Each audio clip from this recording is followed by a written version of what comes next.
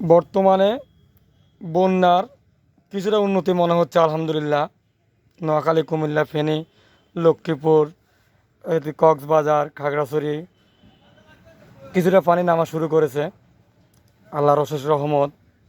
তো সারা দেশে যে হারে জনপ্রিয় ইউটিউবার বা কন্টেন্ট ক্রিয়েটর যারা যেভাবে অনুদান দিচ্ছেন, আলহামদুলিল্লাহ এভাবে অনুদান সহায়তা চালাতে পারলেই ইনশাল্লাহ কেউ কষ্ট পাবে না।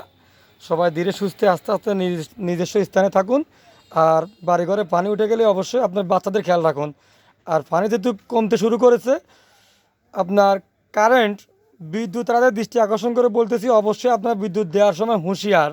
অনেক জায়গায় দেখা যাচ্ছে যে তার ছিঁড়ে গেছে, তাই আপনারা আগে তার চেক করে তারপরে আপনারা বিদ্যুৎ সরবরাহ করবেন। বিদ্যুৎ নাই এক ভালো আছে, বিদ্যুৎ তার ছিঁড়ে থাকলেই একটা বাচ্চা নামলে পরে বাচ্চা অ্যাক্সিডেন্ট হতে পারবে।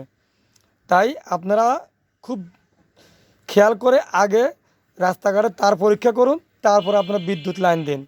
তাছাড়া মানুষ বিদ্যুৎ না হলে মরে না, কোনো বিষয় না। আগে আপনারা বিদ্যুৎ চেক করুন, তারপরে আপনারা বিদ্যুৎ দিবেন।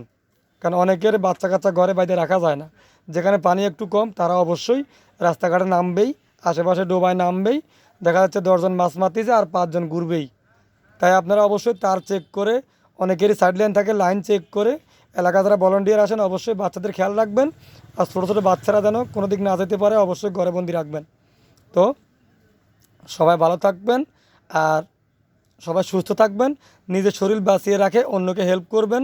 যার যেখানে আছে, যার অনুদান প্রয়োজন নাই সে নেওয়ার প্রয়োজন নাই, যার একান্তই নাই সে অনুদান নেবেন।